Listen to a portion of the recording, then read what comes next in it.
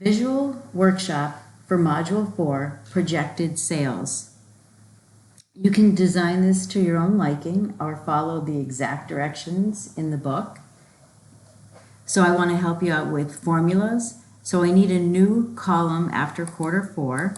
So I can choose the layout button and select insert right, or I could have hovered for the insert control button. I also need a total row, so I could go into the last row and choose insert below. And then I want to type total, and I want to type total over here in the last column. And in order to get the totals, we're going to use the formula button, and I'm starting at the very first one so that it knows to add the sum of to the left. There's nothing above. So formula, it equals sum left. These figures have dollar signs and decimals, so if you want that to be included automatically, click the number format and choose the last one. And then click OK. Then carefully press the down arrow, F4, and continue. And then I'm ready for my totals for above. So I'm starting off the far left. Choose formula. It should be already equal sum above. The number format, make sure you get the dollar sign. Click OK. Then carefully move your right arrow, F4. And sometimes it doesn't work, so I'm just going to go back in, make sure it says above. Perfect. And then the last one, OK. I'm going to try clicking instead of arrow, F4. There we go. F4 and F4. And I'm just going to make this a little bit wider so it fits on there. Perfect. So you're going to design this a way that with the design styles, whatever you'd like, but the first thing I'm going to do is sort it for you or help you sort it. So what happens is previously when we sorted and put the departments in alphabetical order, it didn't have a total on the bottom, so it didn't, or we did it before. See, and we already did our totals. What you need to do is if we were to go into sort, so I'll go to layout and choose sort, they do have the button about the header row, but they'd have nothing about the total row. So if we were to sort, it would include that row. So it's up to you, either do your sorting before you do the bottom row. If you do it after, like I'm doing just to show you, if you have to actually select the rows that you want to sort. So I'm not including the column row, row 1, and I'm not including the total row.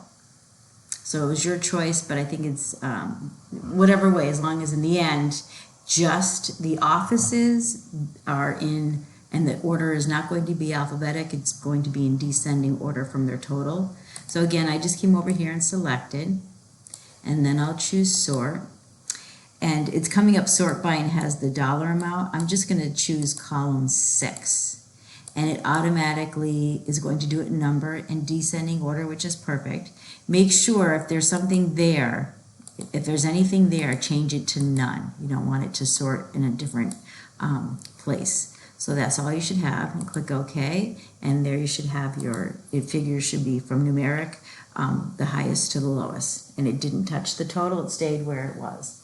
So they did use the playing table 5, so if you wanted to go into design, and just to show you the playing table 5, and then if you're wondering what this marquee is, I'm just going to click this and put it in the center to change the color theme of our table that you've selected. It's in design, and there's color themes, but they selected marquee, but if you wanted to pick something of your own choice, you can.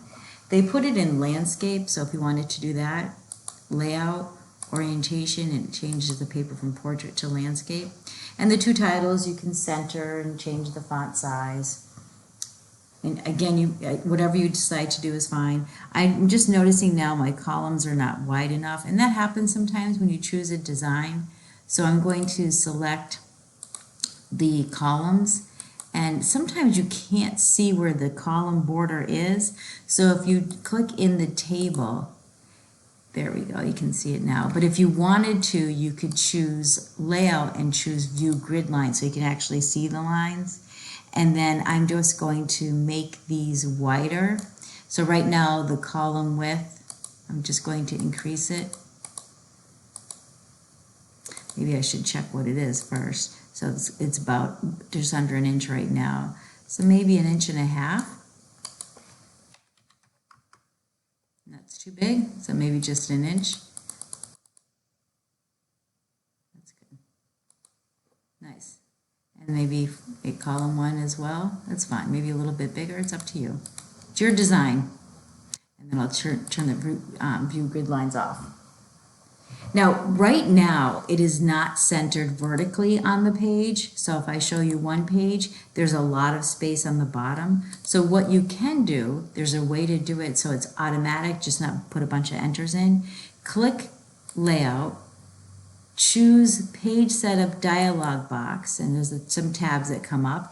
These are your margins, left, right, bottom, top, are all 1 inch, which is the default. I changed it to landscape. The paper you never change, it's always 8.5 by 11. So I'm going to go to Layout. I want the vertical alignment center. And if you wanted to, while you're right there, is go to Borders. And if you wanted to add a border, you could.